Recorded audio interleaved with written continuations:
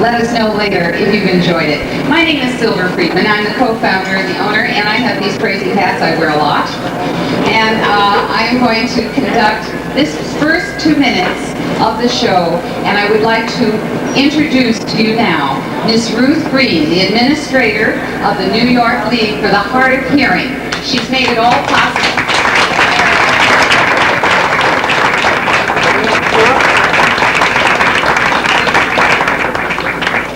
Thank you, Silver, and I never thought I'd make it to the stage with the improv, but I want to particularly thank Bob Gollum, who persisted in an idea to make comedy accessible to hearing impaired people.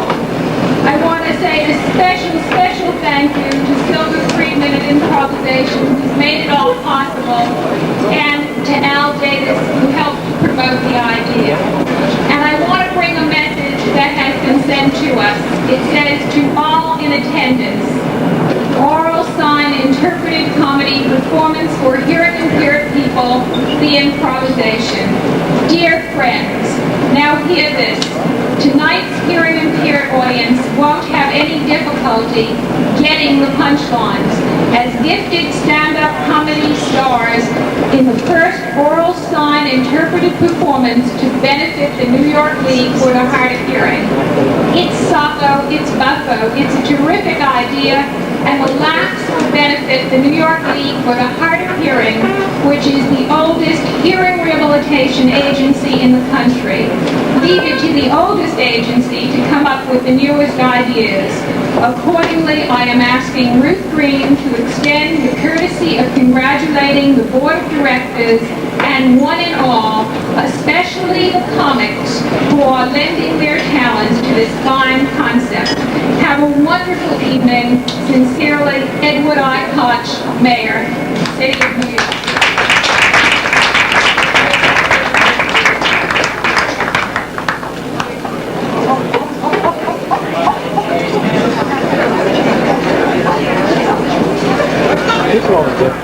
I'm Pat, sorry. I'm not your typical professional. I would like very much to not keep you waiting because we have a wonderful show for you. You will enjoy most everybody here, but particularly the man who's in charge, Mr. Bob Gollum. Thank you. Let's bring up this first 2 acts. You're in for a real big treat tonight. You ready for this? Come on, a little energy? Yeah!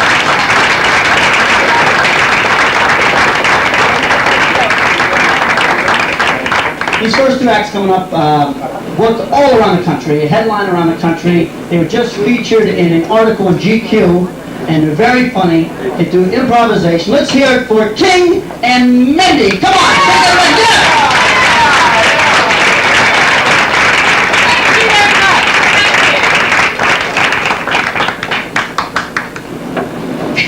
Hi, Joan, and your Joanne and Mara. Hi, this is my wonderful partner Michael King. My name is Lisa Mende, also known as Mara. And we do improvisation, which is a little different. Michael's going to tell you all about it right now. That's right, folks. Improvisation, if you've never seen it before, I never looked so good. Means everything Lisa and I and Mara and Joanne do for you tonight, we're going to make up on the spot, one time only, for you, with your help. All throughout the set, we're going to be asking you to yell or sign suggestions out. Don't be nervous or shy. We won't be either. 2, 3. Exactly. Okay. What we need first, and I'm going into the audience, I think, and I'm taking Joanne with me. Come on, Joanne. Joanne's coming with me. Here you go, Lisa. I need any word at all from you in the English language. Any word at all.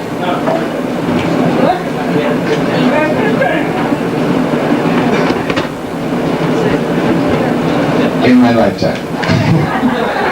Hi. That's simple. Now, somebody over here, could you put hi in a sentence for me?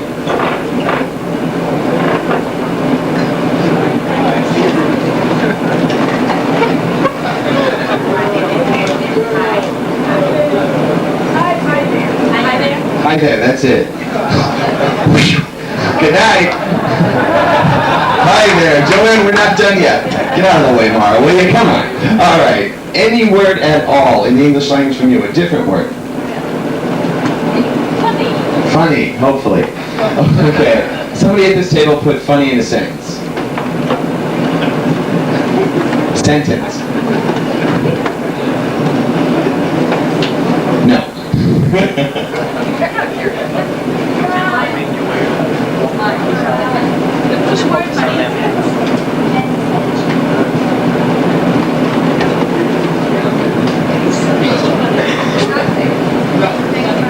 She ain't funny. Oh, come on. You have She to ain't say it funny. again. Joanne, don't take her personal comedy stuff. Okay. She ain't funny. Okay, now we are going to do a scene with the first line being hi there from over here, and the last line in the scene will be she ain't funny. All right? And if we're not, that's trouble. Okay. We're going to do the scene 3 different times. We're always going to begin and end with these 2 great lines. Did you do great lines like me? Okay. But we're going to let you choose what styles you want to see us do the scenes in. And the first way, you have a choice. First of all, I want to tell you this is the slowest I ever talked in my life. It's relaxing. Okay. Is in the style, you ready, Joanne? Of a famous playwright. Just start thinking for a second. Don't say anything yet. Lisa will ask you something else. Okay, you have the choice. A famous playwright, lots of playwrights have written plays, or you can yell out something that you see when you turn on your television set. But we're not looking for the names of the television shows. Instead, we're looking for the types of shows, categories of shows that you see when you watch TV. So if you would now yell out your favorite playwright or something you might see on television. Start doing it right now.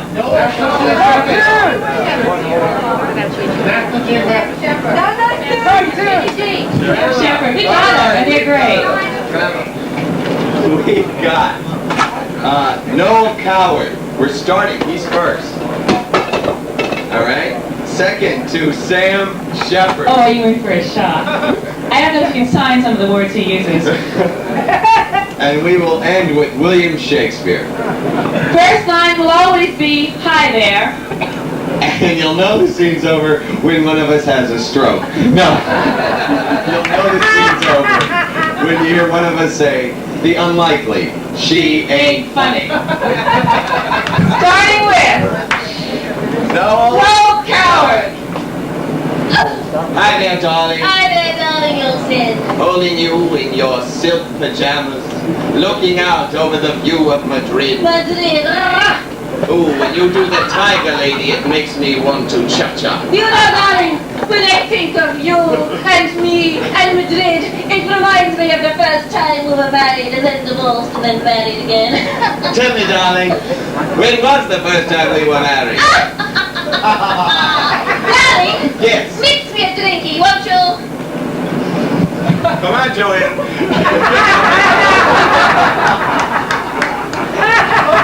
Darling, there's somebody in our apartment and they're moving their hands very quickly. They're just the maid. Oh, Ignore them. I will. All right. A tell drink, me, yes. Is there anything drier than my martinis? Maybe your wit. Here, darling. Martinis for 2. Here's to you and me and the unlikely possibility that we can be happy and look as wonderful as we do. Darling, let's go to the old-fashioned way, shall we? The Roman way. Yes. Shells. Shells. And now let's throw this at the man who gave us the first line. Tell me something. I saw your awful first wife this afternoon when I was going to get my fingernails done. She's disgusting. She's ugly, and what's more, she's fat. She's not only fat, she looks like a Pekingese in a tutu. Yes, a Pekingese and a tutu. Or a 4-4 in her case. Yes. Tell me something. Why did you ever marry her? She has nothing worthwhile about her at all. Well, darling, she wasn't good in bed. She didn't know how to cook. She couldn't make martinis.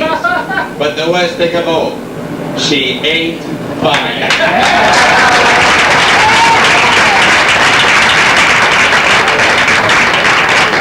Sam Shepard.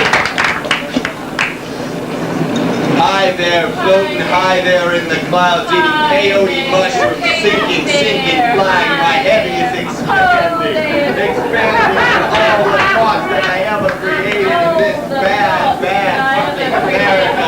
Burst out my head. Fucking America, burst out my head. It's some kind of primeval. When you was a little girl, you used to pull up the tomato underneath the tomato plants, there was baby skeletons. Little baby skeletons. Yeah, Smiling baby smiling, the teeth falling out of their mouth and raptured with a big apple stuffed like a suckling pig. She reminded me of my mother. Mother. She was my mother and my Indian goddess and my princess.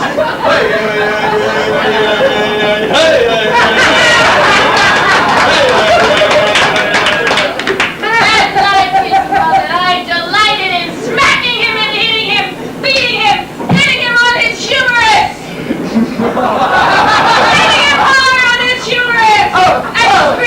And he screamed again. And he screamed 3 times, louder and louder and louder, like Eve screamed when she gave birth to Cain and Abel.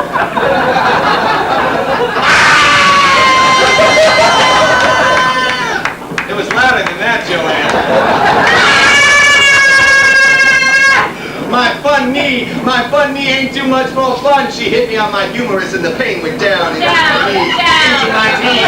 It's not fun. My knee wasn't fun. It was tingling. It was. Mine wasn't either. She Hey, fun. knee.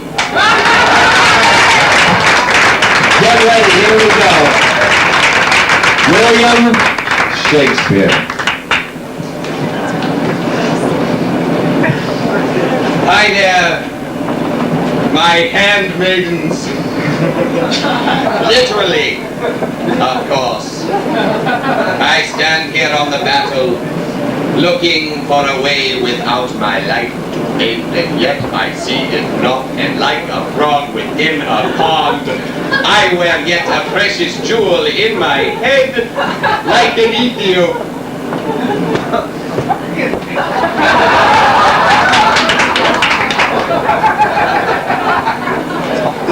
I do wait for my sweet love to come and tell me what she knows, for she knows no knows, for knows are not in her nose. For she is not new, but old, and I am young, waiting continually, my maiden and I, for word from the distant past. Alas! Help me! Help! For here within this wooded place do I dissemble, yet the ones who follow me do know not, yet I come upon the place, and yet I speak so fast, but those who wish to know what I do say cannot, but I do speak so fast, and yet the place I go no one knows. I have never in my life seen heads spin so fast, back and forth, not since the Tornado Bull attacked my father.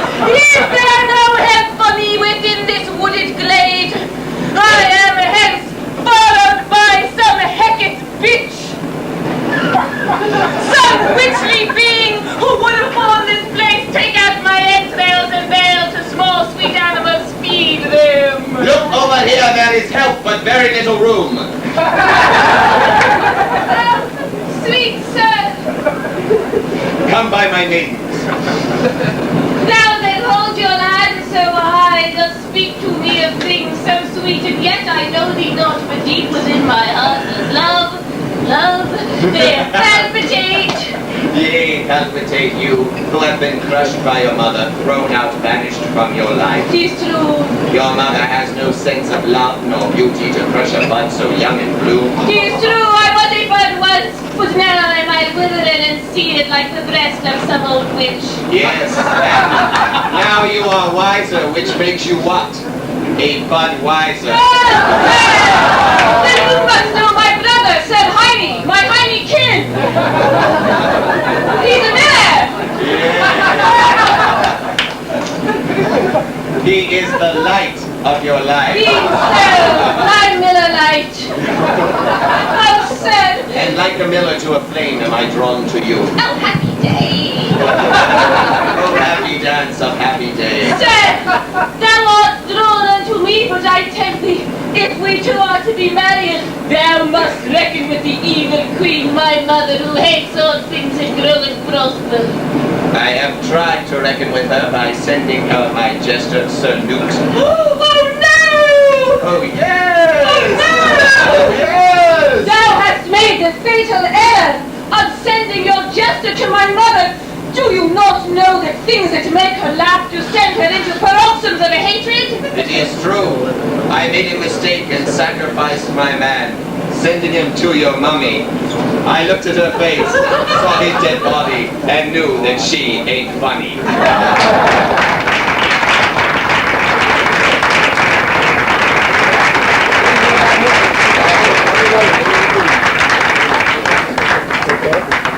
Okay. We just got the okay. We're going to do something called freezes. I think I can do this all of a sudden. It's amazing. We need 2 clean physical positions. One for Lisa, one for myself. And then over here. When we get in these positions, we need you to say begin to her. Begin. Okay. After we get begin, a scene is going to develop out of whatever positions you put us in. Anytime after that you want to see a new scene. Anytime you see Lisa or myself in an interesting or Compromising. never looks so good physical position, we want you to stop the scene by yelling freeze or signing freeze. We will look at you guys, okay? You guys tell us freeze, because we won't be able to hear it. And then a new scene will develop out of the new positions that you find us in. There is no break. We are counting on you to yell freeze, or this is going to be the longest night of your lives. And certainly ours.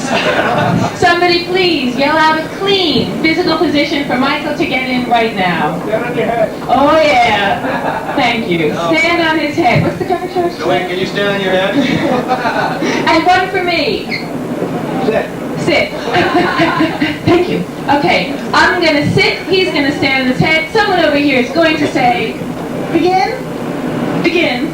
And you guys, let the scenes go on a little bit, but every so often yell, freeze.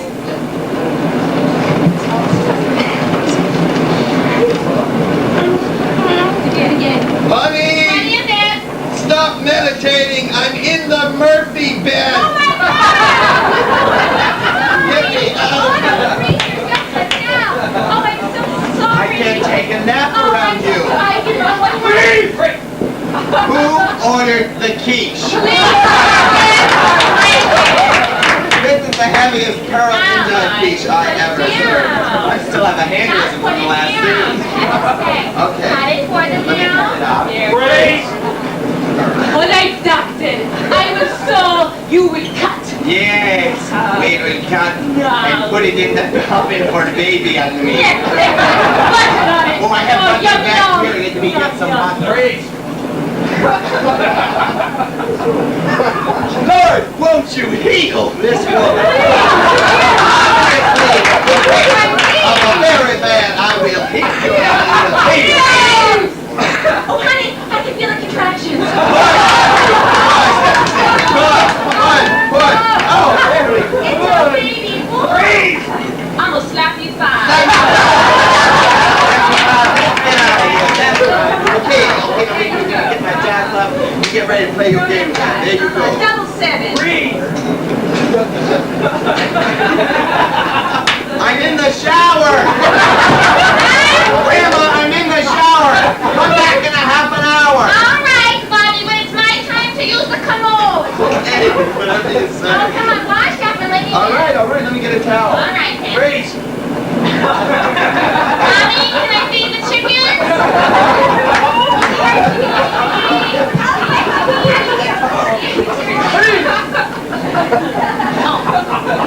Go on, Bob. Just warm it. This is my partner, Lisa Mendy. And this is my word. Fun, huh? All right, we were talking about New York City earlier, the people in New York City, the strange people they have here. And you see these girls from India that are here? You know the girls I'm talking about? They got like that mold on their face, their hair sticking out. Look like there's a spider up on their face or something, you know. And got a ruby in their forehead. How the hell do they get these? A ruby in their forehead. This got to be a heck of a way of getting a gift. Happy anniversary, honey. Anybody here married? Anyone here married? Nobody's married. Guess no divorce court here, I guess, huh? No Judge Wagner. I'm gonna smack him anyway. I don't like the guy. Are you married?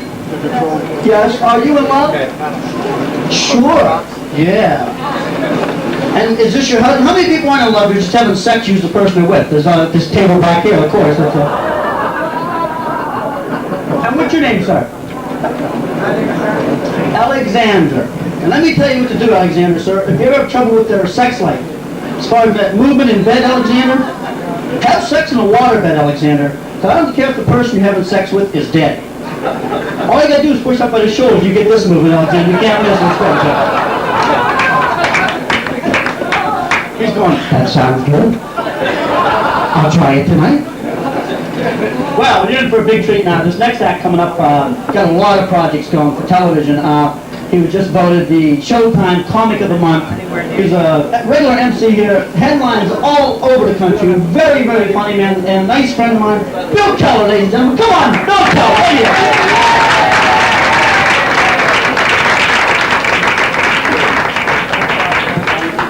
So how are you tonight? Doing a very nice job. I'm from a typical American alcoholic family. Yeah, and I didn't know it as a kid. I thought all dads were like my dad. I did not know he had a drinking problem. Yeah, I thought they were all the same. All dads were like that. It wasn't until I was old enough to go to my buddies, spend the night there, and I saw his father walk down the stairs. Does your dad always do that? Doesn't he just like quicker to jump off and roll down? He's a good dad. I can't complain. Always found time. Always found time for me. Yeah, always found time. He was a good dad. He, well, I'll tell you. I can't believe this. He would take me for walks. Every Saturday morning, we go for walks. Look for the car. Are you done? So, yeah, moms are all the same. Moms like to buy irregular shirts. Yeah, my mother one time bought me a short sleeve turtleneck.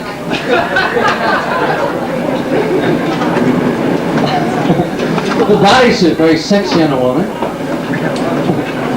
Confuses us guys though. Yeah, we don't know what to do with it. There's a button underneath. I have no idea. The first time I ran across the bodysuit, I nearly killed a woman trying to pull it off over her head.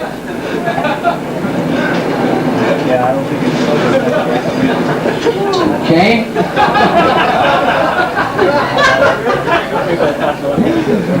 Does anybody else have any good time besides me? I just wanted to check on this. All right. Anyway, my mother was the type of mom who would take my sister and I to museums. She would read everything out loud. She couldn't pass an exhibit or a plaque without reading it word for word. People in museums thought she was the tour guide. We used to join our family. Boy, the timing is way off for me. I don't know about you. Anyway, my sister, she was good. She was terrific. We used to love Sunday. It was a big meal, middle of the day, you know. Big meal, middle of the day on Sunday. Grandma, Grandpa would come over the house. You go in the living room after the meal is over. You always find Grandpa in the rocker like this. Dad's on the couch in training. I learned you can roll up things and throw them in old people's mouths so you don't wake up. You can get Dad at one end of the living room and Grandpa at the other. You can play full court. How are we doing so far? You want any idea? Because I don't. I am a parent. I have 3 children. And little kids are cute. They are. God makes little kids cute so you don't kill them. They drive you nuts all day long. They really do. They come up to you at the end of the day, they go, I love you. The reason they do that is because they know it's getting late. I've been very bad today. They might try to kill me while I'm asleep. Some tips in case you don't have children. Play games. Get involved with your children. Great game to play is hide and seek. The way little kids hide, they hide in the middle of the floor out in the open. That's it. They just cover their eyes. I don't want to hurt my son's feelings. I pretend I can't find him. I walk around like I don't know where he is. We play this game 5, 6, 7 times in a row. Every single time he goes to the same exact spot. In the middle of the floor, out in the open, same place. I keep going around him. He keeps going there. And why shouldn't he? He's thinking, good spot. I like the way you punch that out. Yeah. So, anyway, another good tip. Don't rush out to the movies with children. Don't rush out. Little kids don't understand the movie. Okay. They don't know there's a beginning, a middle, and an end. You say to a little kid, we're going to the movies. That translates into English, kid English, as we're going to eat food in the dark.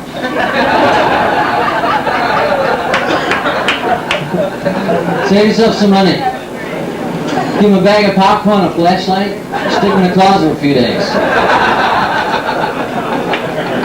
Also, you have to be careful what you say around little kids. Get the guy who uses your team. Little kids have a habit Make sure you of saying the wrong thing at the wrong time. zoom in on important words. Now, I know I got burned not too long ago. Took my kids to visit my fat aunt.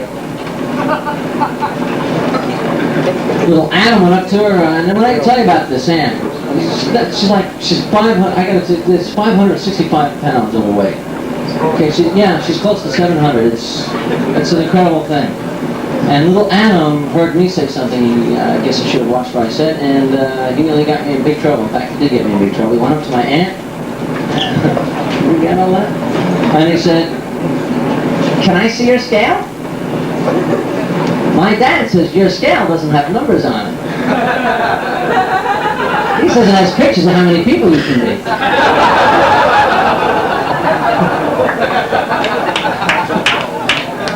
I don't need to make fun of the woman. I mean, I can see putting on weight. You get older, you put on weight, 50, 100, 200 pounds, that's okay. I understand that. I can see that. But how do you slip into an extra 575 overnight, huh? And somewhere along the line, you got to know it's time to close that refrigerator. Put down that slice of pie, you don't need it. It's not normal to leave the house by the bay windows, for God's sakes. I talked to her, so why don't you do something, take care of yourself. Yeah. She looks at me like I'm crazy. She tells me, "What does it matter what I do? I like to eat. When the good Lord wants you, He'll take you." Right? Can't argue with that, right? I mean, God wants you, He's going to get you. However, it's a fact everybody in this room knows people way overweight die a lot sooner than skinny people. Now, there's got to be a logical reason for this. If God's taking ones He wants, and fat people go sooner than skinny, I figured it out. It's not that God dislikes fat people. It's just that He is zillions of years old, zillions of miles up above. The man's eyesight is shot. Fat people are a lot easier to spot. Plus, I have to go looking for them. He knows where they are. They're not jogging around. They're in the kitchen, in front of the refrigerator. Yeah. And at nighttime, the refrigerator light goes on, gives them away. Gotcha. No, we got through that one. What's another good thing? Another good thing to tell you about is, if you have kids, get those pictures that your parents have of you. Little sync pictures. Did you say that word? Sync pictures? That's where you're like 3 years old, naked in the sink with a brother or sister getting washed with the dirty dishes.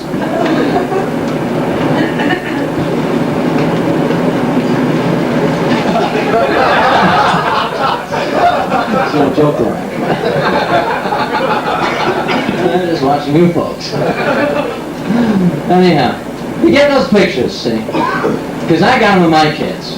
And I can hardly wait for my son to turn like 17 years old. Come home with his first woman. I'm going to whip that photo out now. Isn't he cute? You know, some things never change. Get them out, have fun. We guys, we know because we never grow up. It's true. Yeah, it's true. Women should be running things. Yeah. That's right. Men should be only allowed to play softball. That's it, all day long. Yeah, put women in charge right now, because we guys, we can't handle it. We're ready to blow this planet up. It's insane. We do silly things like we buy lingerie, sexy lingerie for a woman, try to pass this off as something for her. Here you go. It's for you. It's not for me. It's for you. Put it on now. We'll do things like buy hot-looking cars, cruise the hot spots, pick up the hot-looking ladies. I understand this. That's why I drive an 85 station wagon. I cruise the malls. I can have any woman in her 40s with children that I want. And I just pull up in front of Penny's, they tear ass out of that building. You come over to my car, they go, ooh. Is that your machine? How many bags of groceries does that hold?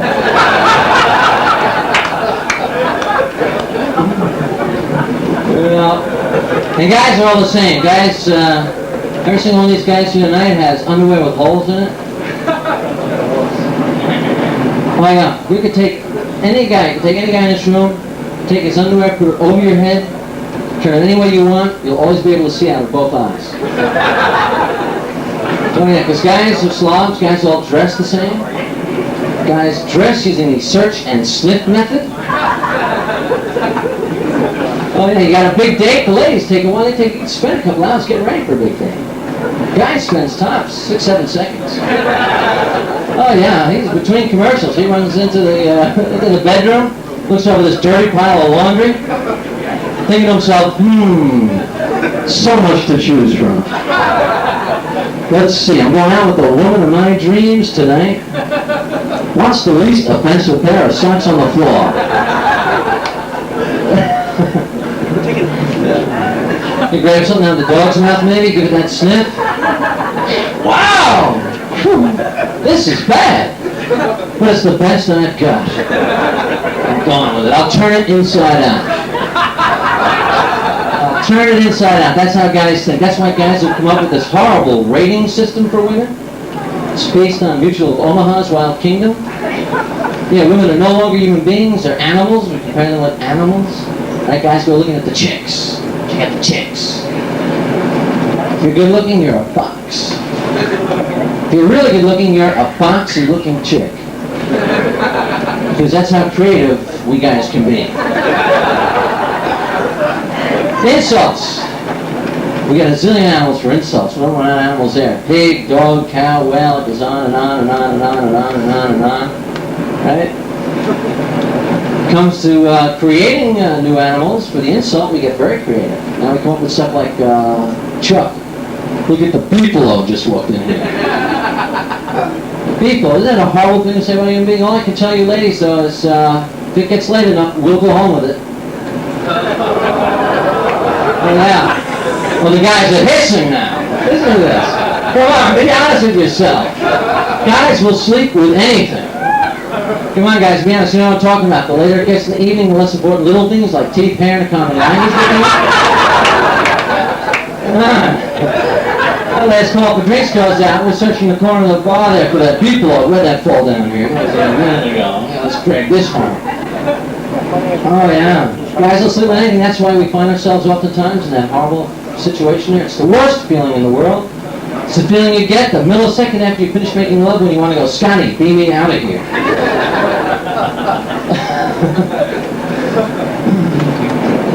Anything you want to talk about? I'll tell you what I think.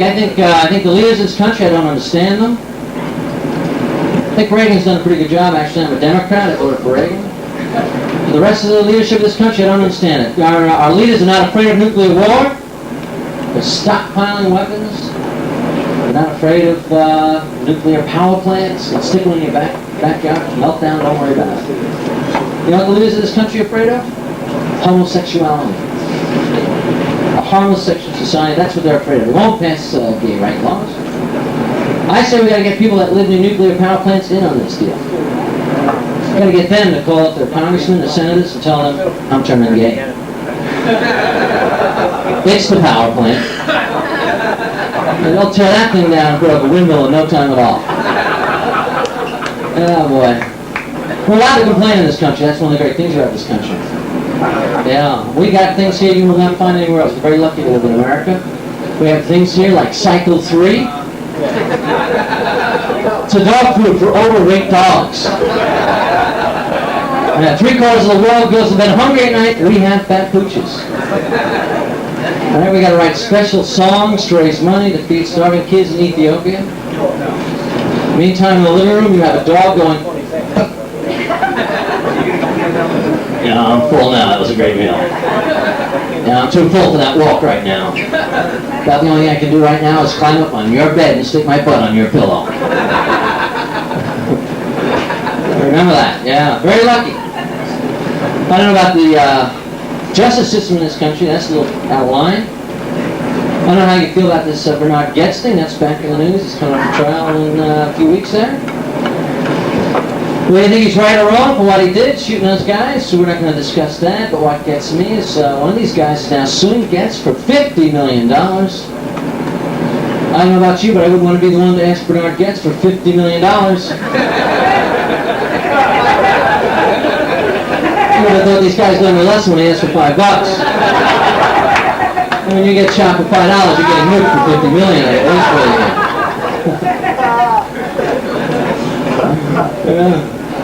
But it's crazy that you can kill somebody and get away with it in this country. You know, I don't know if I'd want to get tough like Saudi Arabia. Saudi Arabia, you get caught stealing, what do they do? Yeah, they chop your hand off. Right, you get caught lying, cut out your tongue. God, I hope that wasn't the wrong thing to say. But it's true, that's what they do. And it must work over there because you don't see guys running around exposing themselves to women in Saudi Arabia. Tough laws, man. You do it, that's it. Once you do it, that's it. Yeah, they get scared, then the balls do it after that, do they? I'm told that I'm blind, but that's how many people here drive. A lot of people drive? You gotta be careful driving. There are maniacs out on the road. Now, I was in an accident not so long ago, and I'm a pretty good driver. It was going down the road after a show late at night. Light ahead of me turned yellow. So I did what we all do, sped up to like 95 miles an hour. Right? You want to hear something stupid? Guy in front of me slows down. Slows down for yellow light. I mean, what's this guy's problem? Doesn't he know the rules of the road? Yellow means red is next. Move, hurry up, get going. Well, now I was forced to do a good choice, and I had to choose. Should I ram this guy in the rear end, teach him a lesson so he doesn't do it to somebody else? Or should I try and go around and squeeze between the two cop cars that were crossing? Missed one of the cop cars. Took down a street sign, a lamppost, a fence, car rolls over, throws me to the back seat. Rolls over again, throws me back to the front. Then one more time back to the back seat again. And that's when I realized, hey, I'm in the middle of an accident. I better put on my seatbelt. Buckled right up. So here I am now in the back seat strapped in. Brilliant, right? Car goes another 48 blocks, me in the back seat. Comes to halt upside down. Cop ran over, do what we all do. You know, I was getting yelled by a cop, trying to be cool, nonchalant. We all said the same thing that I said. Something wrong, officer? Because I'm hanging upside down in the back seat here. He's looking and he goes, yeah, something's wrong. You've got a license. I said, guess again.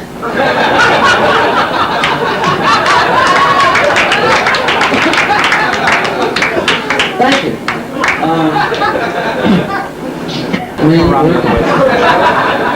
Why can't they be honest with us? Put up a sign that tells the truth. Well, slow down, men ahead, balloon against shovels, getting $15 an hour. Eating Danish, please, don't knock them down. I also hate the fact that I'm not dating anymore. Yeah. I'm married 12 years, if you mentioned we were together 12 years. Yeah, we were teenagers when we got married and had kids right away. We had kids so we could have friends, basically, when we got older. They kind of like grow up, they catch up to you at a certain point, actually. And, yeah. So we had these kids, we were married a long time. Marriage is great. Marriage changes things, though. For instance, my wife and I found out we don't enjoy sex the same way. After 12 years, we don't enjoy it the same way. I'm a bit of a romantic. I'm a romantic. I like with the lights out. But then she can't read, so...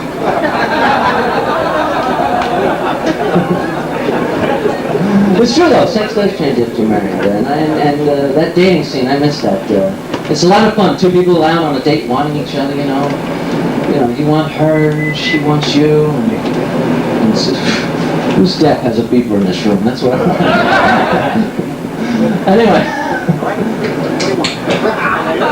a beeper just went off, and I couldn't believe somebody that has a beeper. So. Anyways, could you explain that to them? Well, I have no idea what point I'm at anymore now. I could be talking all night long. How many people own a house? That's if anybody owns a house here. I only have like 2 minutes here. Anybody own a house? Raise your hands. Raise your hands if you own a house. And point at people also. Yeah, point at people that own a house. We just bought a house. We got our first house. And, well, the closing is an incredible thing. You go to that closing, you just sit there with a lawyer. Lawyers love that because you sit there with your checkbook open and they tell you to write checks all day long. Pull out a check for $200. $200, what was that for? Well, that's for the land survey. Oh, we need the land survey. Here you go. Pull out a check for $150. $150, what was for that? That was for the water test. We need the water test. Okay, we need that. Pull out a check for $90. $90, what was that for? That's for Gloria. Gloria, who's Gloria? Gloria works down the hall. She's short a few bucks this week. Let's help her out. Phil, what do you say? Sure, the book is open. Why not? I found myself writing checks that I did not have the money to cover anymore. And the first couple of times I wrote those checks, I was very nervous, but I found out that after you write out $10,000 worth of bump checks, it actually becomes fun. I started buying houses for other people in the room. Yeah, it is, it's fun. And you know what that gets me? To get... Yeah, I'm going to wrap here. Is this man looking for something special? No? Oh, okay. All right. Just that... When you apply for a house, you have to have a good credit rating. And they don't count things like paying off car loans. You know, we paid off $8,000 in a car loan. That didn't give us a good credit rating towards our mortgage. And we paid off our school loans. They don't count that. $15,000 in school loans. They don't count that for a good credit rating. To get a good credit rating in this country, you need an account at JCPenney's. Buying an alarm clock for $50 and takes 6 years to pay it off. Then they go to you, we can lend you $800,000, no problem.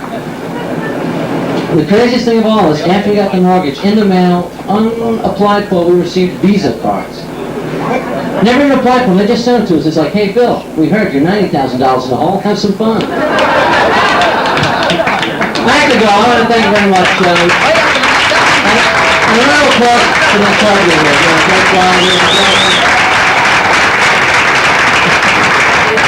Thank you. I also got a lot out of this experience. Could you tell them that for me?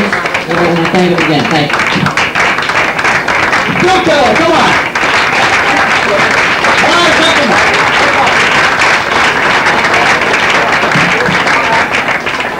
Sorry.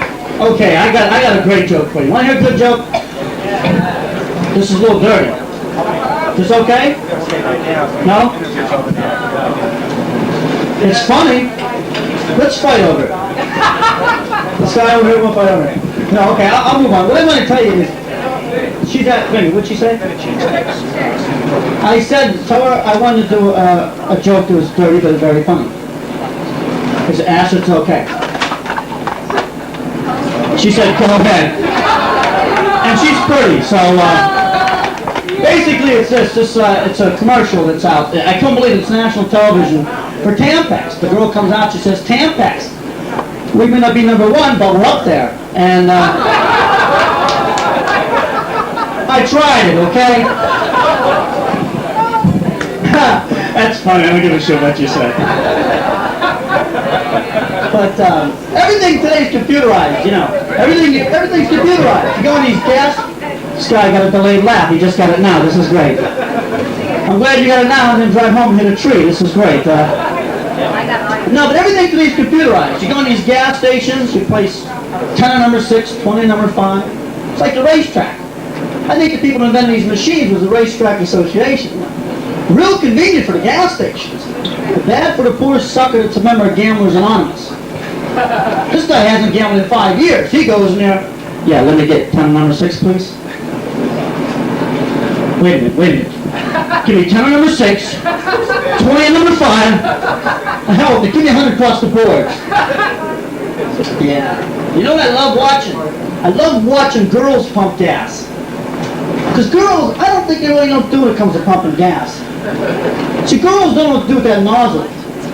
You ever watch girls get that nozzle on, and gas always drips on their pants or on their dress, drip, drip, drip, drip. See, the reason guys are better at pumping gas, see, guys know when they're finished, if they don't shake it, it's going to drip. See, that's the difference.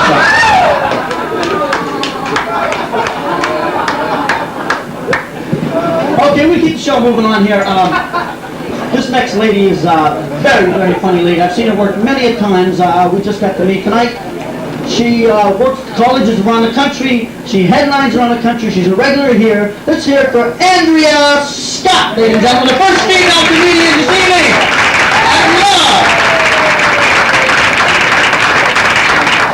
Thank you, Angela. Hi there. Hi, you want to come up?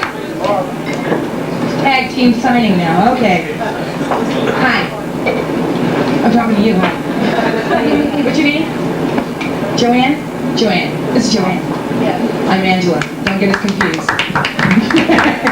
You look good. I was standing back there looking at all of you. You look good. You are a very good-looking audience. Thank you very much. Thank you very much for being a good-looking audience. Because you do not know how hard it is for me to do this up here when you all are ugly, so thank you. Makes my job a lot easier. And the men are looking very hot. Studs. I like that. A sex machine over there. No, you. Yeah. The one with the tie on. Trying to pretend. I see him. Look at him. Loosen up that tie. Yeah. Undo that button. There you go. Open it up. Ooh. I love it. Men are looking much better now. Women, have you noticed that? If you walk down the streets of New York City, men are looking so hot. I can't walk down the street without looking at you men. And I look at you men in the same places you look at us women. And I just go, oh. Yeah, you understood that though, didn't you? Just go, Well, thank you, Jesus. Men are looking good. Except I still can't date short men. I can't. I find it hard to be submissive to someone I can slap the shit out of. It's just me. Shut up. I figure with short men, everything is in proportion anyway. Oh, I'm sorry. Excuse me. I've offended some of you men. Please forgive me. But if I'm wrong, please come up here and prove it. Men are different than women. Men just do things women would never think of doing. For instance, guys, you touch yourselves. Ready for this, Joanne? Men do this. Go ahead, Joanne. They do this.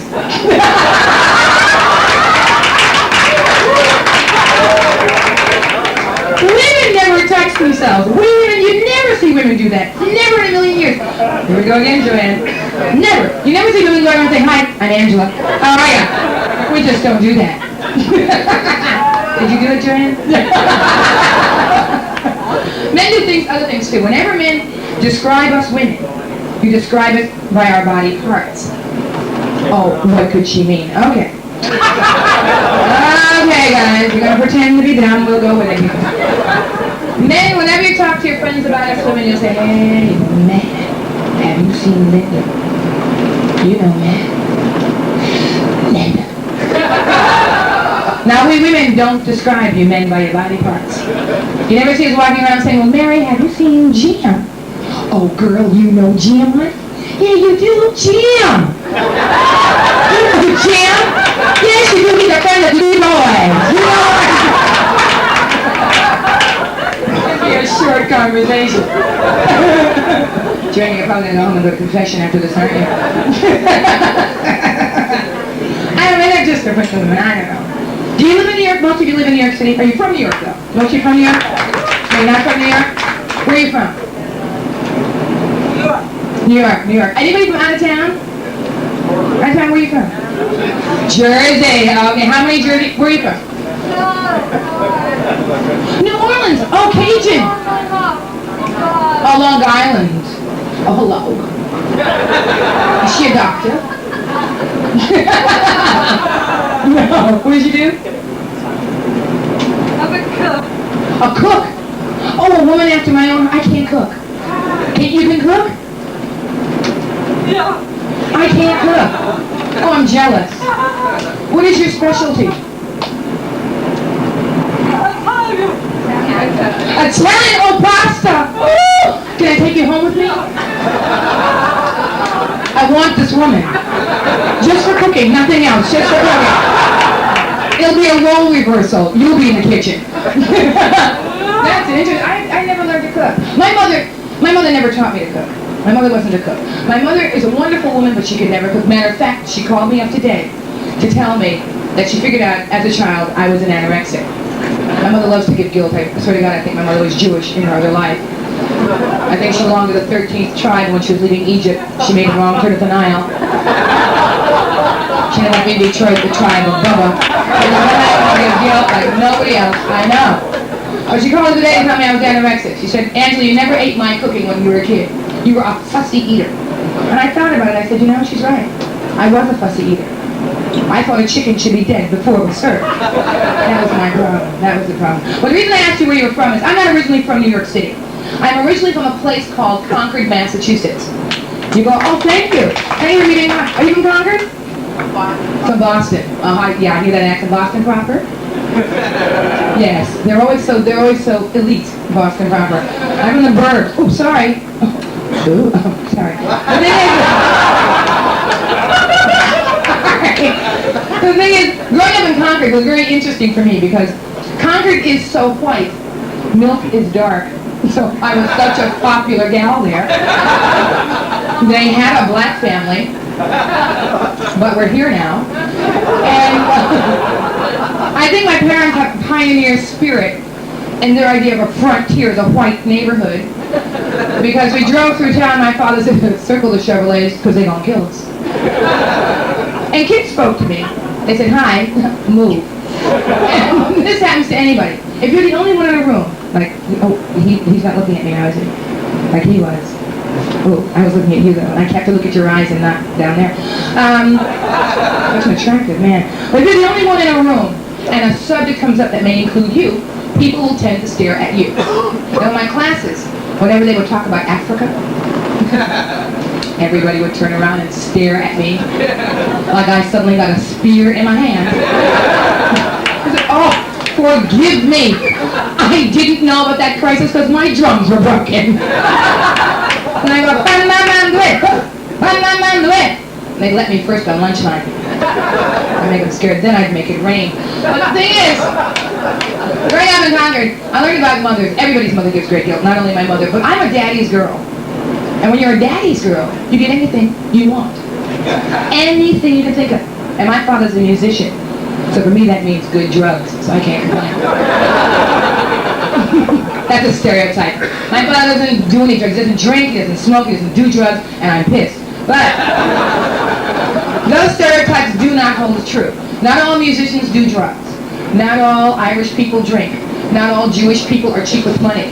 Not all Asian people are born with cameras around their necks. It's just not true. And when I come into a nightclub, everybody thinks I can sing and dance. No, I don't know why. But I always wanted to be a backup singer. I never wanted to be a stand-up comedian. Think about it, 29 years back, how many black women do you know that did stand-up comedy? Right. I want to do things like, oh, can we sing? Can you sing with me? Okay. Stop. In the name of love. Hey! Before you break my heart, think it all over. I can't sing. I don't know any lyrics to songs either. When I was growing up, the songs were, he's my man, he's so strong because he kicks my butt all day long. Ooh, ooh, slaps me around. Ooh, ooh, because he knocks me down. I thought, no, don't want to know words to songs like these. So I went to a singing audition with a friend of mine. And you've all been to auditions, I know you have. And when you go to a singing audition, whenever you go to an audition, no matter what they ask, no matter what, you say yes. No matter what, yes, I can do it. Can you sing? Yes. Can you dance? Yes. Can you swing on a trapeze? Yes. Can everybody? I walked in and they said to me, do you know Day by Day? I said, yes. They said, what key do you sing in? And I said, I don't know. What key have you got? I walked over to the keyboard player, and this is what I did for my Broadway-bound audition. Day by day, ouch. Day by day, ooh. Day by day, a day by day, oh yeah. Day by day by ooh, ah. Day by day by ah, ooh. Day by day by, oh. By day, by day, by day, oh yeah, by day, ow, by day, ooh, by day, I said day by day, and I got the job. Yeah, thank you, I got the job. I live in Manhattan now. I live in an area in Manhattan called Chelsea, which if you don't know, if you're from Long Island, it's, oh thank you, you live in Chelsea? No? You just like me living in Chelsea. Nowhere near you. Is that the issue here? Where do you live?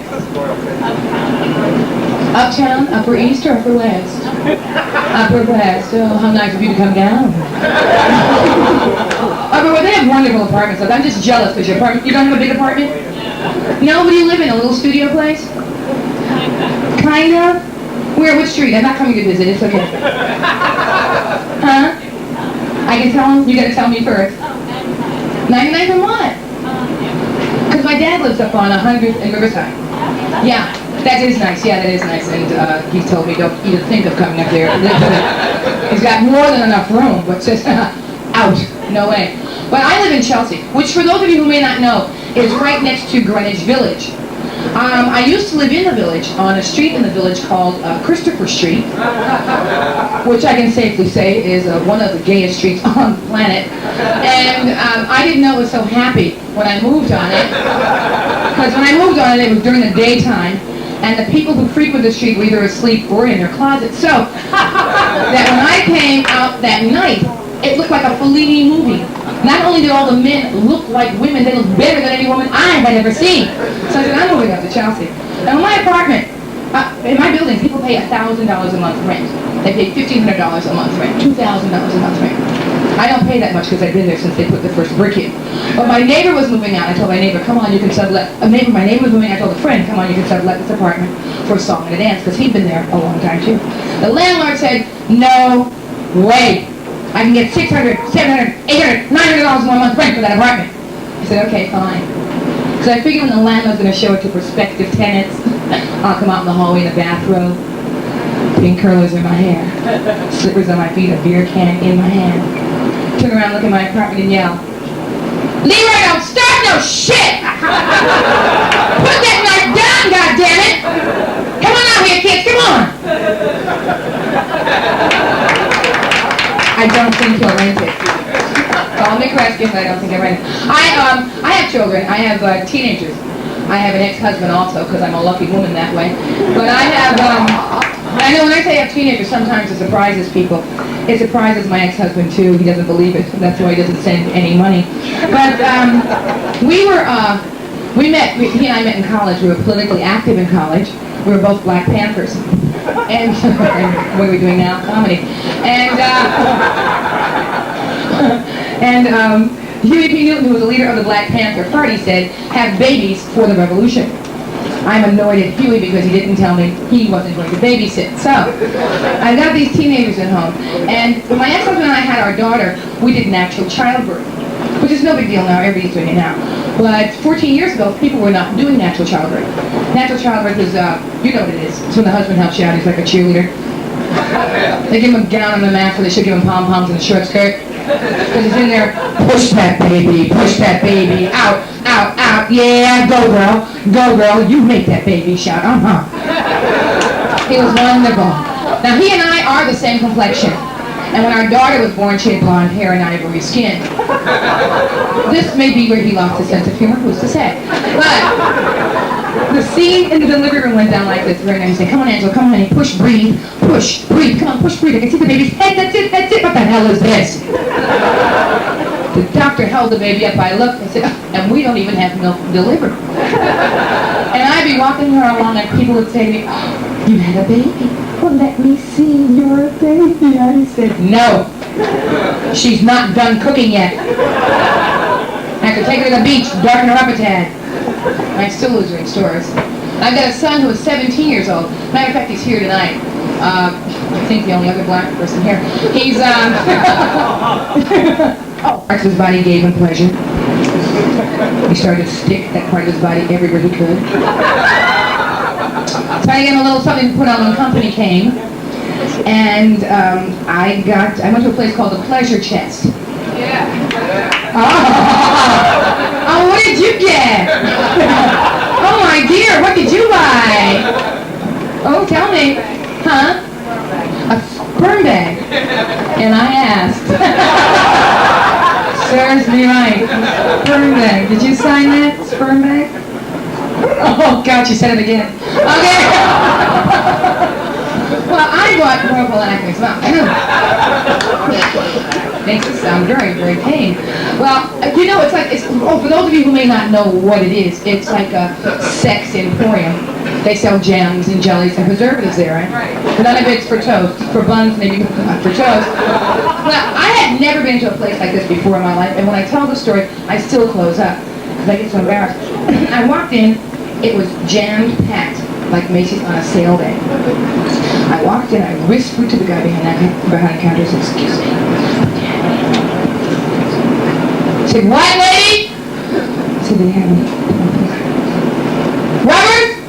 You want rubbers, lady? Rubbers on the second shelf on the left, Move out, let the lady get the rubbers, second shelf on the left. So I walked over, I got them, I brought them back to the counter. Now, I know they're rubber, and they stretch. But I wasn't sure if one size fit all. So I asked him, does one size fit all? He said, yeah, lady, unless you've got a text. And I thought, a text, oh God, what is a text? I didn't want to ask the man anything. He had on a bandana that said, bite me, squeeze me, hurt me, suck me. It's a true story. So I said, well, what is a text? He said, lady, there's a tuck down into his boot. Oh no. Just for a 12-year-old boy. All those customers went, oh. Said, no, for my son. They went, oh. And then the lady dropped her dildo and told me I was disgusted. Not the kind of place you run into unless you've run right out of something. I have run right out of time. Thank you very much.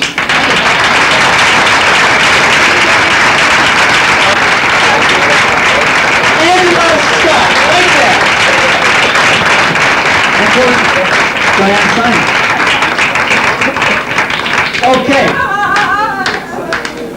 We're going to have some fun right now. We're going to take a small intermission, so if you have to let it out, go. What we have is a raffle. Okay? And we have a few more acts. Please stick around. Don't go nowhere. We're taking a little bit. We're going to be passing around raffles. The League for the Hard of Hearing is doing this. And, of course, we're sponsoring them tonight. And we recommend to buy a raffle. I guess it's October 28th is the drawing? Yeah, I don't know what they're auctioning off. It might be a rifle, I don't know. It's like a VFW, you know what I mean? Buy, take a drink of beer, and so we'll be coming around passing tickets. The 28th is the drawing, the 28th, October 28th. So please buy a few tickets. All right, thank you.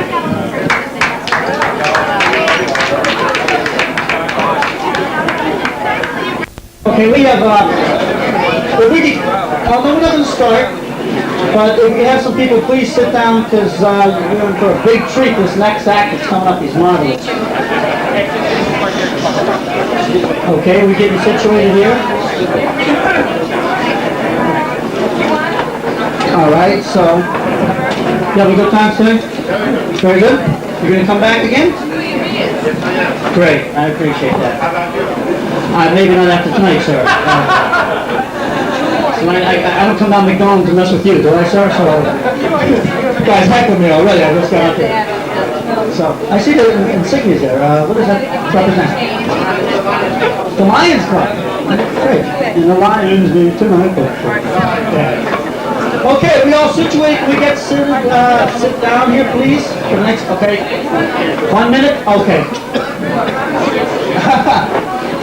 Okay. Did anybody win? This raffle is the October 28th. Actually, you're all suckers. We got your money. There's no raffle, and.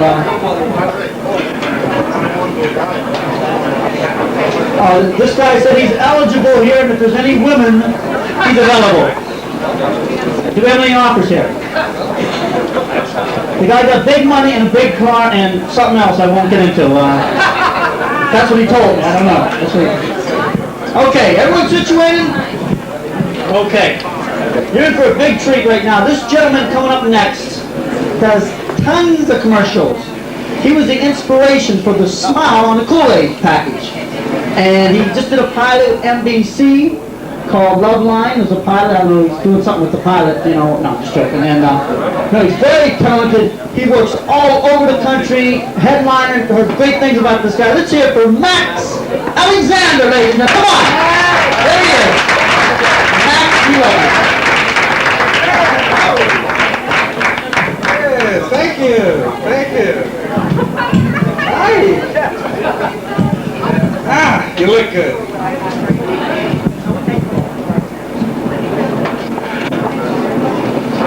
I'm stuffed. I couldn't eat another bite. That's it for tonight. No more food. No more. Maybe a little dessert later. I don't know. A cheesecake, some ice cream maybe. A turkey would be nice. No salad. Never give a fat man salad. Unless there's a crouton the size of a small baby on that. I don't eat that. Is this it for the night? I don't have to say that. Well, she is saying that. Now we're confused. Okay. This is nice. Summer's over. I can't believe it. Love the summer. I love going to the beach. The kids love me on the beach. I do it. I do a magic trick for them. I wear these bikini-type swim trunks. When I sit down, I make them disappear. Sometimes I go to this nude beach, and I like going to the nude beach, and I'm into yoga. So I'm sitting there completely naked in the lotus position. These 3 Chinese men come over and start praying to me.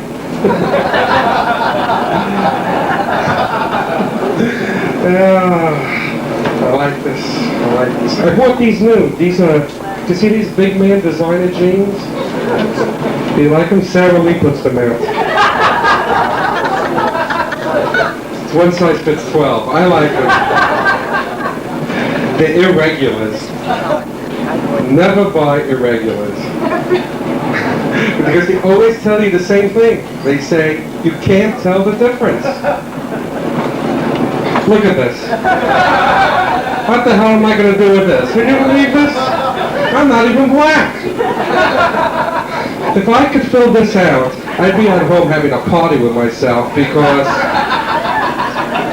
I tell you, I showed it to Silva, and she said, why don't you just pick up your pants?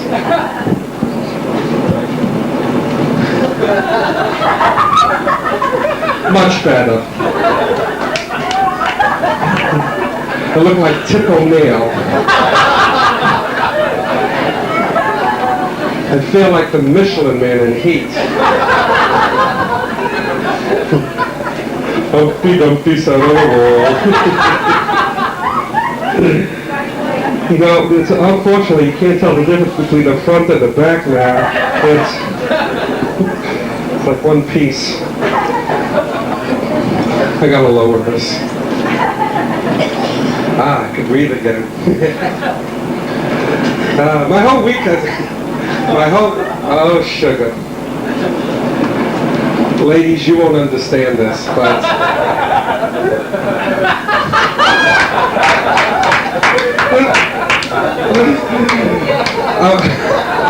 I'm wearing briefs, irregulars. I think I gave myself a wedgie. I might be wrong. I think one of my testicles are trying to escape. It's looking over the elastic like this.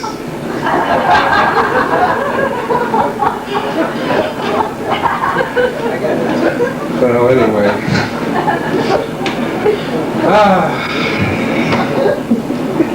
She's wonderful. Can we hear it for her? Come on! I'll do that. He's great. He's great. 1, 2, 3, 4, 7. I tried.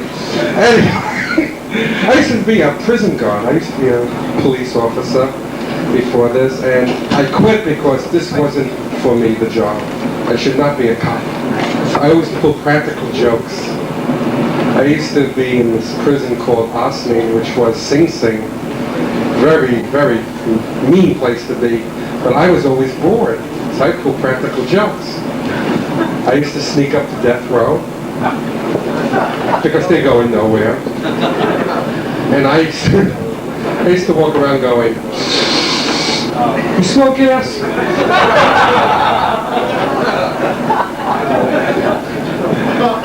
That was me, yeah. I'm going to teach you guys a practical joke. Everyone here, great joke. You're going to love it. What you do is, you go in a person's car, you want to pull this joke on. Sit in the back seat. Let them drive. Go on any highway, you have to pay a toll. When you get to that toll booth, lie down in the back seat, put your hands behind your neck, and do this.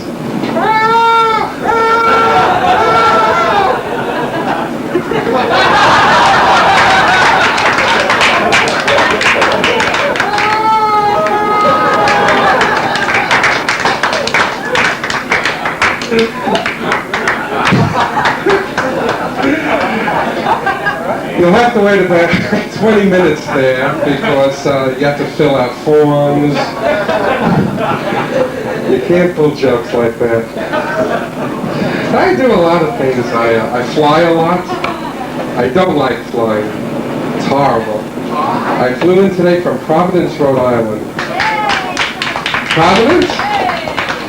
I love Rhode Island. I love Rhode Island. Rhode Island's nice. But the only thing I knew about Rhode Island when it was small, was that Rhode Island is small. That's all I know about it. When I go there, I feel like I'm Gulliver. I wake up in the middle, little cartoon people are tying me up to my bed. Go away. I went water skiing up there. There should be a law.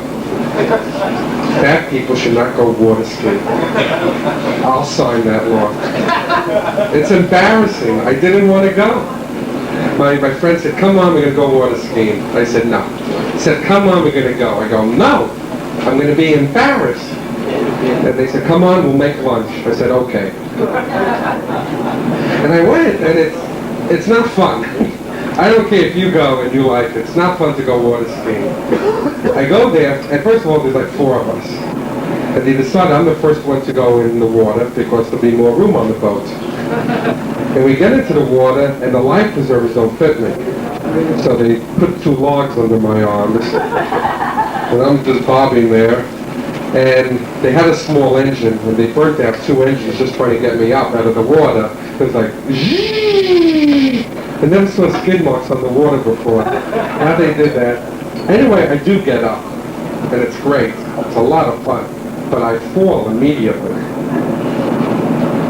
What's the first thing you have to do when you fall, when you want to ski? Let go of the rope. Let go of the rope. I had other things on my mind, like why I'm getting an enema at 90 miles an hour.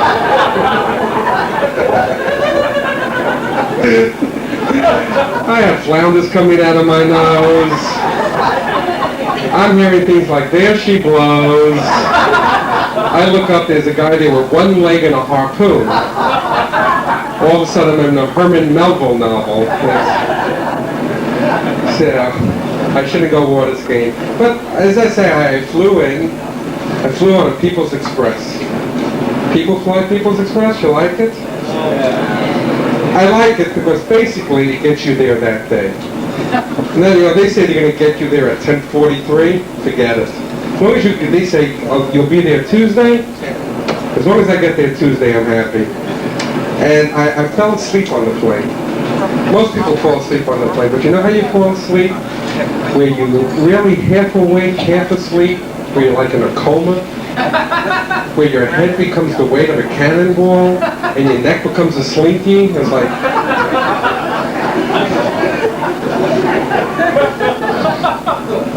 And you can't wake up. The more you try to wake up, the more you fall asleep. And we're going in for the landing, and the stewardess comes over and says, I have to put my seat in the upright position. But my seat was already in the upright position, but when I sit, everything looks like it's on a slant. So I said, thank you very much. And I'm back sleeping, and I can't get up. But all of a sudden, I know we're coming in for the landing, and all of a sudden, I hear the engines go full blast, I feel a pressure against my chest, and the plane takes off again. All of a sudden, the guy next to me goes, we're going to die, we're going to die, we're going to die. All right, I'm up now. They have my full attention. The pilot gets on the speaker, and he goes, excuse me, ladies and gentlemen, we do not like our position on the runway. We're going to redo the landing again. I look outside the window. We're on the New Jersey Turnpike. There should be a rule about that. We'll put you to the test.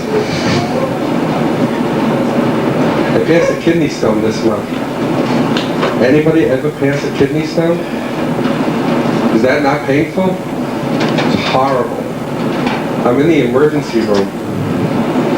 Screaming. You can't stop. And they know what's wrong, right? But they don't tell you. You think you're going to die. Matter of fact, you want to die. It's just horrible. And I'm screaming. And this nurse comes in, pulls the curtain aside. She's a big black nurse with big, large breasts. Very old. She worked with Louis Pasteur years ago. And she comes out and she says, we'll have none of that. And I said, bullshit. You'll have plenty of that. And she says, no, ladies come in here all the time, and they're giving birth, and it's the same pain, and they don't scream. I said, wrong. This is like passing a bowling ball through your penis. And when you grow a penis, I'll stop. So she showed me her penis, and I had to stop screaming. It was something I shouldn't do. I spent some time by my brother this week. My brother's a bachelor. Basically, he's a pig. He doesn't clean his apartment. And I had breakfast. I poured the milk into the cereal. There we go. The cereal into the bowl. And I said, I'm going to go get the milk out of the refrigerator. He says, wait a second. The milk might be a little bit old. Old? There was a picture of the Lindbergh baby on the container.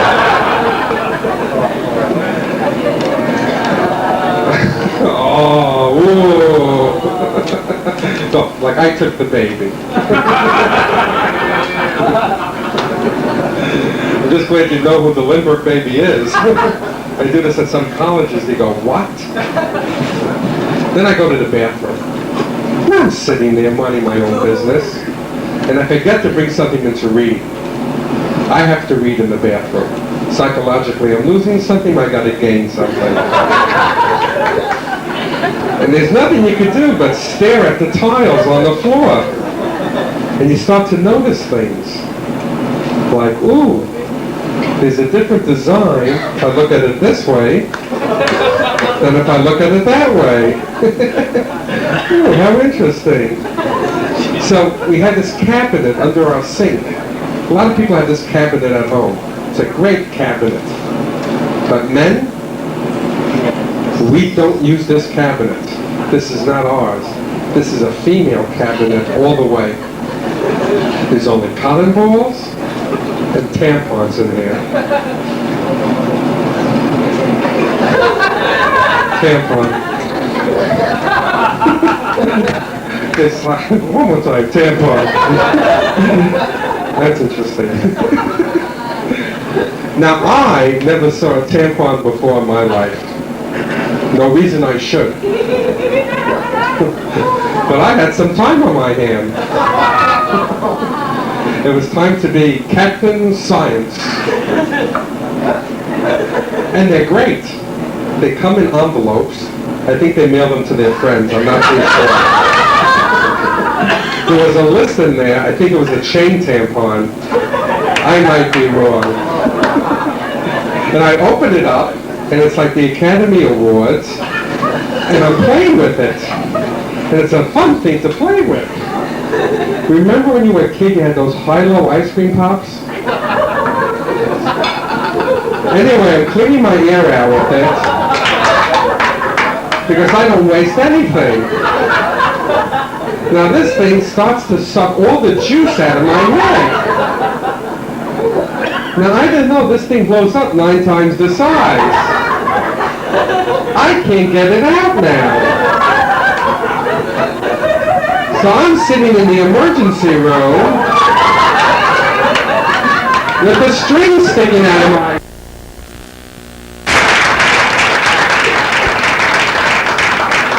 Max Alexander, let's hear it for us.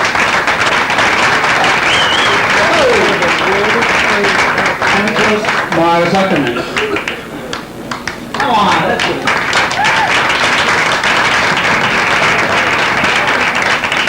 Well, we got one more act, and what appropriate spot for this gentleman to come up. This guy is great. I don't know what else to tell you about him. I seen him work about 5 years ago when I first started out, and he's fabulous.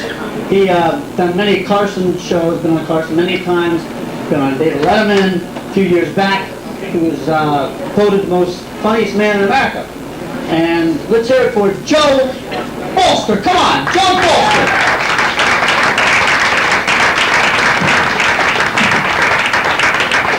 Thank you very much. Excellent. How you doing, folks? Well, good. Thanks for coming out to the show tonight. It's good to have you here. I should be honest, before I get too far along in my show, that comedy is a little slow for me right now. I live here in New York, and I had to get a day job to kind of supplement my comedy income. It's an interesting job. I work on the local radio stations here in Manhattan. What I do is I get in my car during rush hour and ride around there and report on helicopter traffic. It's going real good. See, I don't have a good car. I have a '66 Wrangler. This is not a good car. In fact, they took it for repair. You ever do this? You take your car in for repair, and the dealer gives you a car to drive while your car is being repaired. This is called a loaner.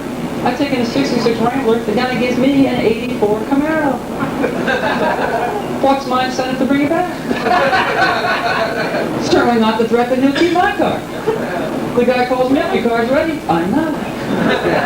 Oh, the '94 Camaros are good because that's the next time you'll be seeing me. I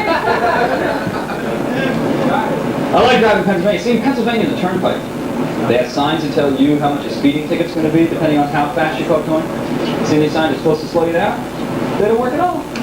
I'm driving by going 10. I can afford that. And it got worse. I'm going 80. Some guy goes by doing 100. I don't want to think I'm poor. I speed up. Pretty soon the whole highway is doing 160 because of peer pressure. People driving with one hand, throwing $20 bills out the window with the other. Keep the change, copper. And I have fun driving to go into gas stations. For some reason, all gas station attendants call me Chief. Fill her up, Chief? To the brim, Tonto. And since I'm the chief when he's done, I leave without paying. I think we'll just let the tribe pick up the tab on this one. Sometimes you drive and you pass funeral processions. I was in a funeral procession about 2 months ago. I never knew this. Did you know Funeral processions are allowed to go through red lights. Why? What's the hurry? Seems to me this policy just creates more business. First one's a red, hit some poor guy going through the green, bang, put him in the bag. Stack him if you have to. And I have these weird gadgets for driving out now. There's a new thing out called a sleeper beeper. Have you heard of this? It's a thing like a hearing aid you put in your ear while you're driving. So if in case you sort of fall asleep, when your head passes a certain angle, an alarm goes off and you wake up. Of course, the noise scares you so much, you drive right off a cliff. But at least you're awake. You're dead, but you got to see how it happened. I like to ride around here in New York and listen to these radio call-in shows that happen where people can call in and talk to that, you know. Then it seems there's one guy calling in who has no idea what's being said.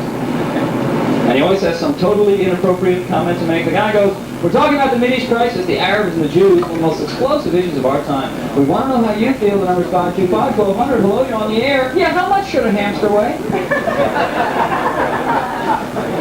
Sir, I don't think that pertains. Yeah, but mine's up to 78 pounds. I think it might be a wolverine. And some of those shows, they have a guest on who's so boring, your radio dial changes by itself. And the host is begging people to call in. Once again, that number in Europe is Dusseldorf 949. You can see weird signs when you're driving. I came across 42nd Street here tonight in New York. I went by an adult bookstore. Get this sign. They had rows and rows of porno books. Next to that was a sign that said, under new management. Like the average pervert is going to be affected by this marketing technique. Bob, want to try that porn shop? No, I hear the management is terrible. They got no librarian, they're not using the Dewey Decimal System. I'm not going back till they make some personnel changes. And you can see dumb signs everywhere you go. I was in Gettysburg, Pennsylvania recently. We had the battle in the Civil War. The battlefield's now a national monument. I ride by the parking lot. There's a sign in the parking lot that says tours available from licensed guides. Are they having a problem with unlicensed guides? Are guides sneaking onto the battlefield? Giving out bogus information? Gang, over here, this is where Hitler was shot. See this top? That's Pearl Harbor. Moving on. Check out the Alamo now. Stay with the door, please. Some signs are redundant, repetitive. I went to a Denny's once. They had the most redundant sign I've ever seen. 2 parts. The top part said Denny's open 24 hours. Underneath that was a sign that said always open. Is there somebody that needs both signs? Is there a confused guy out front going, let's see, Denny's open 24 hours.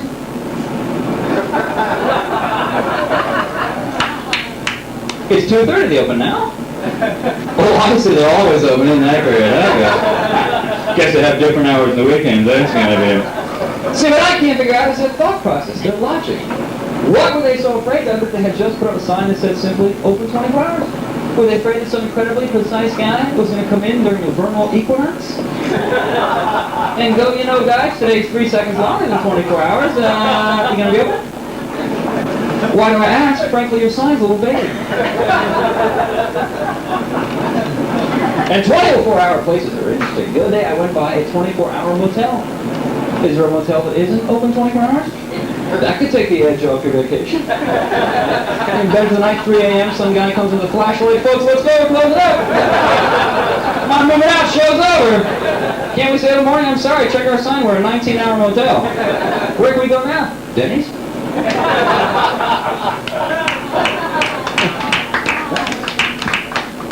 But I'll try. I was just in Cleveland. I did something in Cleveland I'd never done before. I went bowling by myself. You ever do that? I couldn't believe I'm all alone. I actually wrote my name on the score sheet. Was I afraid I couldn't remember whose turn it was? Like I might roll the ball, sit down for 5 minutes and go, come on, who's up? I'm tired of waiting. I got a 300 game going because I'm also keeping score. I ran into a guy in Cleveland I haven't seen in 10 years, and you always say the same thing in that situation. Small world. I can't believe I'm seeing you here. What a small world. What a dumb thing to say. You must pass 800 people a day you've never met, and you ever say to one of them, you know it's a big world? I've never met you in my life. I can't believe how big the world is. You are a total stranger to me. The world's humongous. 6 billion people we've never met. What are the odds?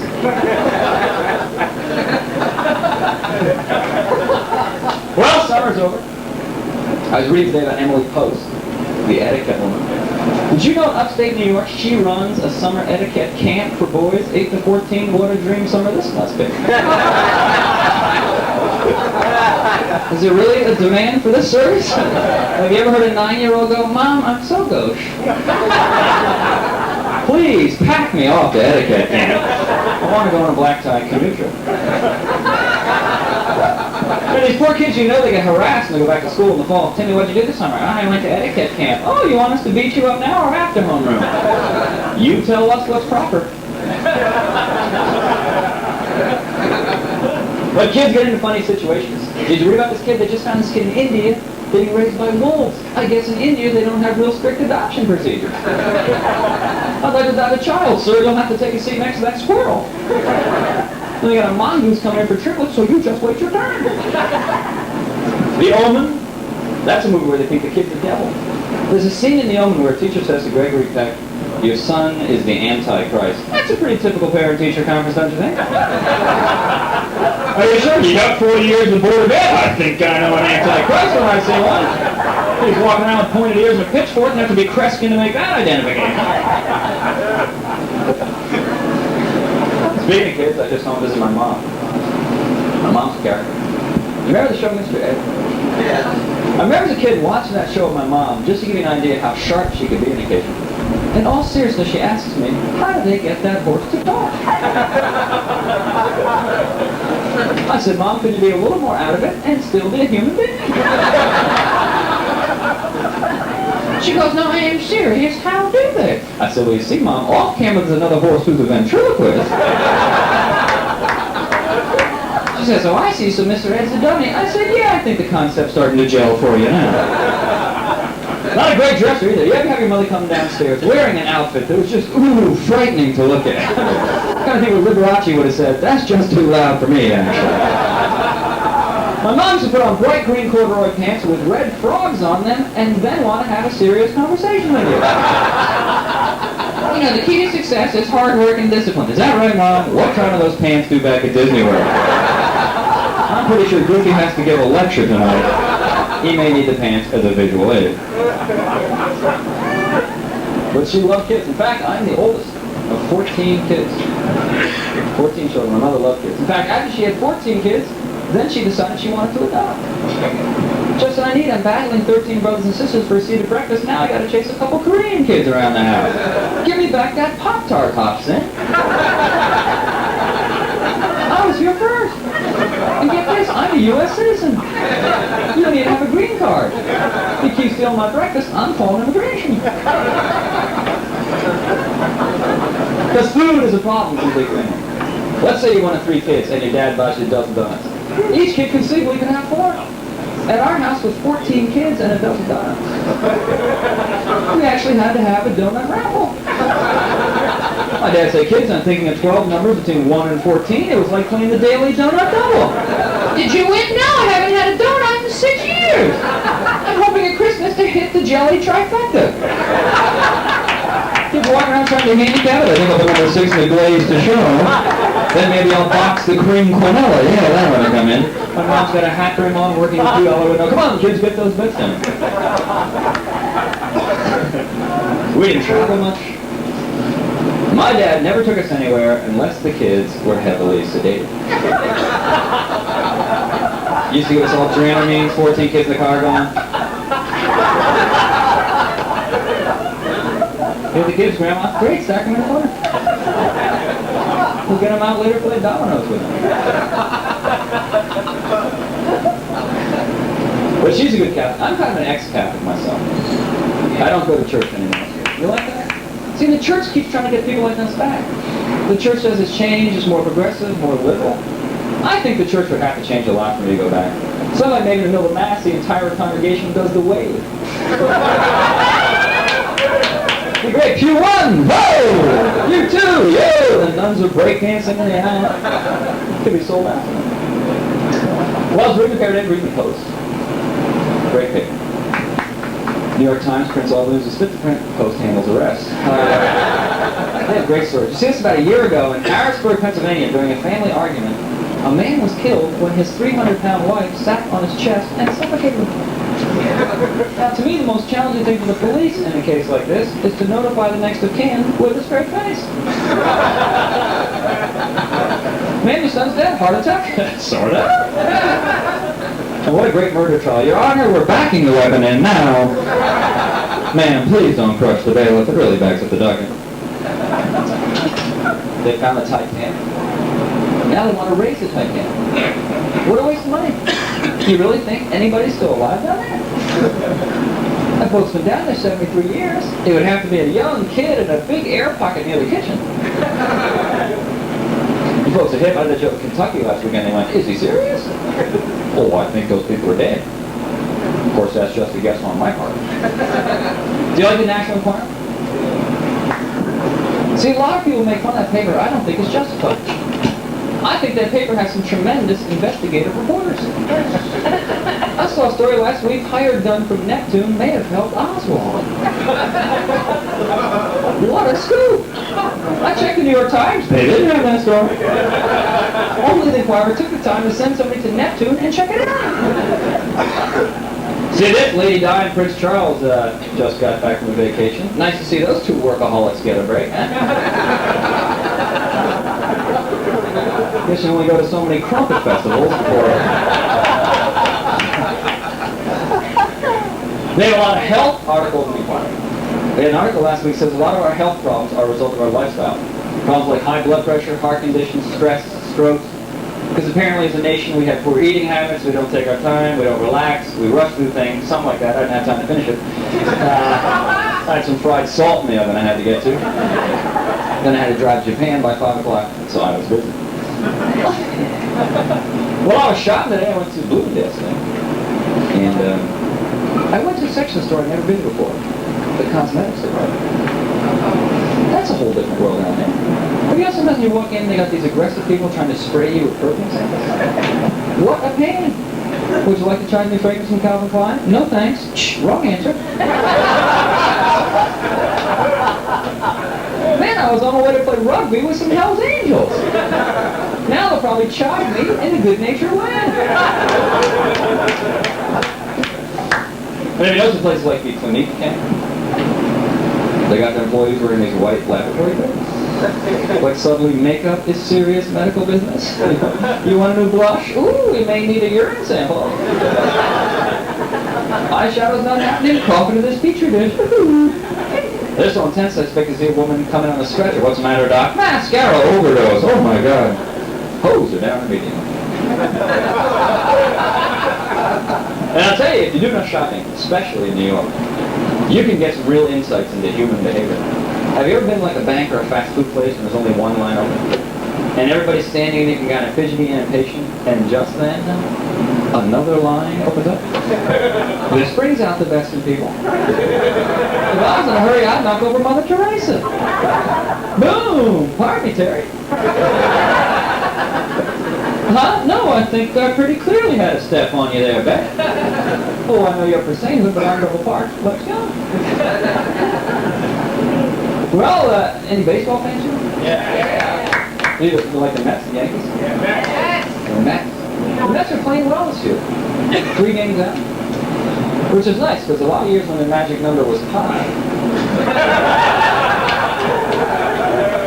I went to a Met game once, there were 192 people at the game.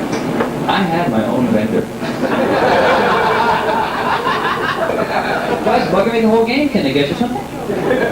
Quiche, anything? I'm here to serve you. It was an incredible game. Everyone at the game got a foul ball. People were strolling after foul balls. I'll get this one, man. You handle the next one, because I am tired of picking these things up. Well, I look like a maintenance man. I came to watch the game. And this year, I don't know if you know this, but this year the Phillies from Philadelphia are celebrating their 100th year in the National League. And one of the games this summer to celebrate, anyone who is 100 years old gets into the game free. How can they afford to do that? I I mean, you were going to have 100-year-olds coming down by the busload. And I'll tell you something, they better beef up security and check IDs, because no doubt some 99-year-olds will be trying to sneak in. You can't have that. The ballpark only seats 50,000. And think of the special items available at that game only. Vendors in the upper deck on oxygen, oxygen. Hey, who needs oxygen? Well, it's good you folks are getting that. We did the show the other night with no audience, and it wasn't the same.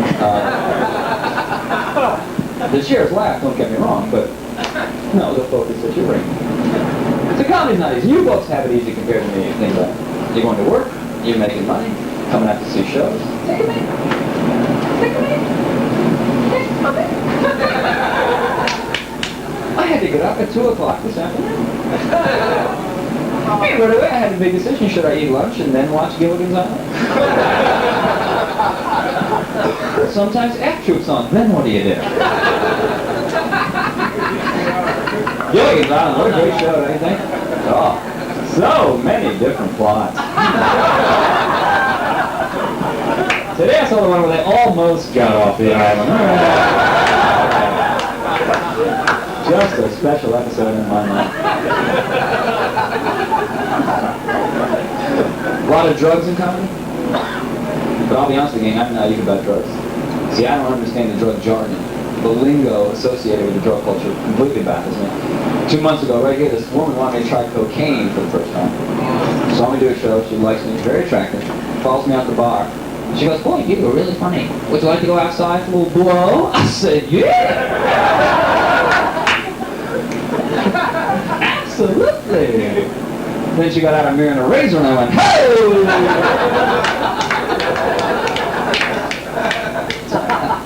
Apparently some sort of Far Eastern blow. Well, anyway, I hope you folks had a good time. You're a very nice crowd. Thanks very much for listening to me. And hope we want to thank a few people. First of all, the League for the Hard of Hearing, who was sponsoring right there. 75 years. Bruce Green, administrator, and Manuel Blanca. All the comics tonight did a great job tonight. Steve Curtis, John Simon. Mara Zuckerman, good morning. And also want to mention that this is the 22nd year for the Improvisation Comedy Club here, and some of the people who started it was amazing. You won't believe it, like Jason Robart, Lee Moore, Tuesday Ralph, Albert Finney, and the comics came in. There was Steve Landsberg, Freddie Prince, Bob Klein, Dangerfield, Richard Pryor, Bette Midler, etc., etc., Julie Garland, Eliza Minnelli, etc., etc., and the parade goes on. Of course, none of them will be here tonight, but besides that, they had a few stars that came here. And I want to thank everybody here, and have a good night. Thank you all for coming.